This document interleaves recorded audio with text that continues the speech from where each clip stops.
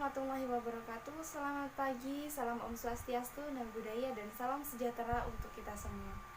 Saya Yuli Maria Sari dengan NIM 20302011196, mahasiswi Universitas Islam Negeri Raden Fatah Palembang, Fakultas Ilmu Tarbiyah dan Keguruan, Program Studi Pendidikan Guru Madrasah Ibtidaiyah. Menyelesaikan tugas mata kuliah Psikologi Pendidikan dengan dosen pengampu Bapak Dr. Saipul An-Nur MPD. Baiklah, saya akan menjelaskan beberapa pembahasan materi dalam perkuliahan pada mata kuliah Psikologi Pendidikan. Materi pertama pada mata kuliah Psikologi Pendidikan yaitu definisi, psikologi pendidikan, dan ruang lingkup pembahasannya. Baiklah, yang pertama saya akan menjelaskan mengenai definisi psikologi pendidikan. Jadi, psikologi itu terdiri atas kata psi yang artinya jiwa dan logi yang artinya ilmu. Psi dapat diartikan sebagai prinsip hidup atau manusia dengan kesatuan hidup dengan dirinya. Pada dasarnya, psikologi memiliki arti yang sangat banyak sesuai dengan kebutuhan yang dimaksud. Namun, yang dapat dipetik dari psikologi yaitu merupakan ilmu yang mempelajari tentang semua tingkah laku dan perbuatan individu. Sedangkan pengertian psikologi pendidikan merupakan ilmu yang membahas segi-segi psikologis dalam lapangan pendidikan, baik tingkah laku maupun perbuatan manusia dalam segi apapun. Maka, psikologi pendidikan dapat diartikan sebagai studi ilmiah mengenai tingkah laku individu dalam situasi pendidikan. Adapun tujuan dari psikologi pendidikan itu sendiri yaitu mempelajari tingkah laku manusia. Bagaimana suatu tingkah laku seharusnya diubah dan dibimbing melalui pendidikan. Pendidikan pada hakikatnya adalah pelayanan bagi anak didik untuk mengubah tingkah laku ke arah perkembangan pribadi yang optimal. Maka, pelayanan itu hendaknya sesuai dengan sifat dan juga hakikat dari anak didik tersebut. Nah, baiklah, pembahasan selanjutnya yaitu pada ruang lingkup pembahasan. Psikologi pendidikan itu dinilai sebagai ilmu pendidikan atau ilmu pengetahuan yang cukup mudah. Pada umumnya, isi atau daerah psikologi pendidikan itu dapat digolongkan ke dalam 4 golongan. Yang pertama yaitu pertumbuhan dan perkembangan individu. Yang kedua itu masalah belajar dan juga perbuatan belajar. Yang ketiga itu adalah pengukuran dan juga penilaian. Yang selanjutnya penyuluhan dan juga bimbingan. Namun dari keempat golongan tersebut itu ada poin-poin tersendiri yang dibicarakan dalam ilmu psikologi pendidikan. Sedangkan menurut Wasti Sumanto, ruang lingkup psikologi pendidikan itu meliputi pokok-pokok pembahasan seperti pengetahuan tentang psikologi pendidikan, kemudian pentingnya psikologi pendidikan, hereditas, kemudian lingkungan fisiologi, tentang sifat dan hakikat kejiwaan manusia, dan masih banyak lagi beberapa lainnya. Nah, dari pokok pembahasan di atas, ternyata masalah belajar itu menjadi sentral pembahasan dalam psikologi pendidikan. Karena dimana belajar mengajar itu kan kegiatan inti dalam proses pendidikan, dimana peserta didik dan pendidik itu berinteraksi. Nah, dari itu psikologi pendidikan berusaha untuk mewujudkan tindakan psikologis yang tepat dalam interaksi antara setiap pendidikan. Adapun inti dari psikologis tersebut yaitu peserta didik itu sendiri. Baiklah, yang selanjutnya yaitu pada bab kedua dengan judul materi behaviorisme. Nah, perlu kita ketahui bahwasanya dari dulu hingga saat ini ternyata behaviorisme itu sudah mengalami banyak sekali perubahan arti. Nah, adapun arti yang sesungguhnya dari behavior itu adalah tingkah laku.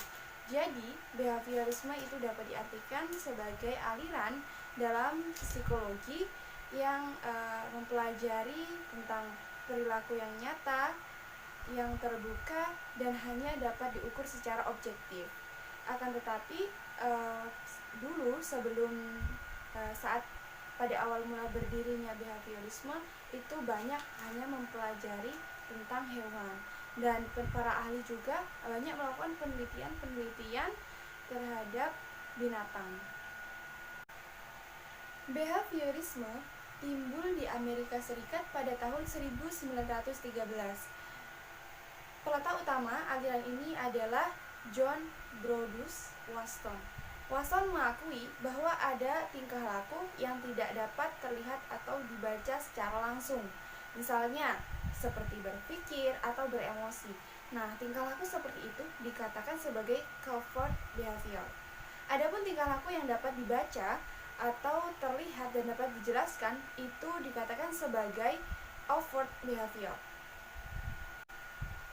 Sekalipun demikian, Waston berpendapat bahwa covert behavior ini juga tingkah laku sebagai akibat kontraksi otot-otot atau reaksi kelenjar-kelenjar. Sama halnya dengan overt behavior. Bedanya adalah gerakan-gerakan dari covert itu lebih lemah atau lebih kecil, sehingga akan lebih sulit untuk dijelaskan, akan tetapi dapat diukur dari luar. Kita lanjutkan kepada pembahasan bab selanjutnya, yaitu bab 3 dengan judul materi gejala fungsi mengenal. Adapun beberapa yang akan dibahas dalam bab 3 ini, yaitu yang pertama pengamatan, yang kedua tanggapan, yang ketiga fantasi, dan yang terakhir berpikir. Baiklah, kita lanjutkan kepada pembahasan yang pertama dalam bab 3, yaitu pengamatan. Apa sih pengamatan itu? Nah, jadi pengamatan itu adalah proses pengenalan dunia luar dengan menggunakan indera. Nah, alat indera itu ada beberapa ya, seperti penglihatan, pendengaran, pembau, pengecap, peraba, kemudian keseimbangan, kemudian kinestesi, dan yang terakhir yaitu vital. Adapun beberapa syarat dari pengamatan, yang pertama yaitu adanya perhatian kepada perangsang, kemudian adanya perangsang mengenai alat indera, kemudian kita menyadari apa yang terjadi, dan kemudian alat syaraf sensoris halus itu meneruskan perangsangannya ke otak. Yang selanjutnya yaitu tanggapan. Nah, apa sih tanggapan itu? Nah, tanggapan itu adalah proses pengiring pengamatan tanpa dibatasi ruang dan waktu. Adapun tanggapan yang jelas dan lengkap itu disebut sebagai tanggapan identik. Yang selanjutnya yaitu fantasi. Apa itu fantasi? Nah, fantasi itu adalah kemampuan jiwa untuk membentuk tanggapan atau bayangan baru berdasarkan pertolongan tanggapan yang dimiliki. Adapun fantasi itu dapat terbentuk secara disadari dan tidak disadari. Adapun fantasi itu memiliki beberapa arti dalam pandangan manusia. Misalnya seperti orang dapat menyusun bermacam-macam teori cabang ilmu pengetahuan, kemudian dapat menghilangkan duka hidup, kemudian dapat mengetahui perkembangan sejarah. Nah, akan tetapi dari sisi baik dalam fantasi ternyata juga terdapat sisi buruk dari fantasi, seperti mudah putus asa, kemudian memiliki rasa takut. Kepada poin terakhir, yaitu dalam konteks berpikir, berpikir itu apa sih sebenarnya? Nah, jadi berpikir itu adalah aktivitas mental untuk menghadapi kesulitan. Adapun pokok-pokok dalam berpikir yaitu yang pertama, berpikir untuk menyelesaikan suatu masalah. Kemudian, masalah itu menentukan cara berpikir kita. Nah, dalam berpikir, kita akan melihat di mana hubungan antara pengetahuan untuk mencapai kesimpulan. Nah, berpikir itu terjadi di dalam rohani. Nah, setelah kita membahas mengenai gejala fungsi mengenal pada bab sebelumnya, untuk bab selanjutnya yaitu pada bab 4, kita akan membahas mengenai gejala kehendak. Nah, dalam bab 4 ini ada 3 poin yang akan kita bahas. Yang pertama yaitu gejala, yang kedua yaitu refleksi, dan yang terakhir yaitu kemauan. Adapun gejala yang dimaksud dalam kelompok ini adalah semua gejala-gejala yang menyebabkan gerak, baik dalam gejala yang disadari ataupun tidak disadari. Nah, semua gerak itu terjadi karena adanya daya jiwa aktif. Pada hakikatnya, tingkah laku manusia itu terjadi karena adanya motif. Motif itu menjadi alasan-alasan atau dorongan-dorongan manusia untuk melakukan sesuatu atau gerakan. Yang selanjutnya yaitu refleksi. Nah, jadi refleksi itu adalah gerak reaksi yang tidak disadari. Dan gejala ini tidak bertujuan kepada yang sadar.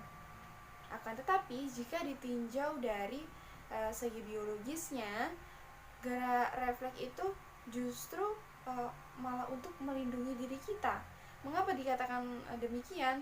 Misalnya, tangan kita menyentuh benda yang panas, tentunya dengan tidak sadar kita akan menarik tangan kita. Kemudian misalnya ketika kita mata kita kemasukan benda, tentunya gerak refleks mata kita akan langsung seketika mengedip.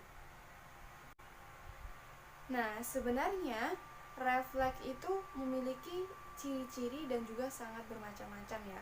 Akan tetapi langsung saja kita lanjutkan kepada pembahasan poin selanjutnya, yaitu insting. Apa sih insting itu? Nah, jadi insting itu adalah kemampuan yang dibawa sejak lahir dalam dorongan-dorongan nafsu ataupun dorongan-dorongan lainnya. Nah, insting itu dapat dikatakan sebagai naluri. Ya, jadi insting itu tidak hanya ada pada manusia, akan tetapi hewan juga memiliki insting.